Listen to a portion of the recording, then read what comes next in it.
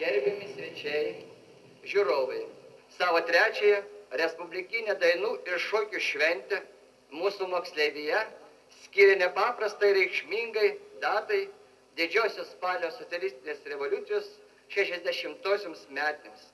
Besimokantis jaunimas daina, šokiu, muzika šlovins didįjį spalį, tarybinę tėvynę, reikš nuoširdžią padėką komunistų partijai už laimingą vaikystę ir jaunystę. Moksleivyje jaunimas, mūsų socialistinės tėvynės ateitis, didžiojo spalio jaunystė. Įdarbšti, veržli, ištikima komunizmo idealams. Vienų iš jauniausių šventės dalyvių spaliukų krūtinių, kaip tvirtas... Kalba tarybų Lietuvos švietimo ministras Antanas Rimkus.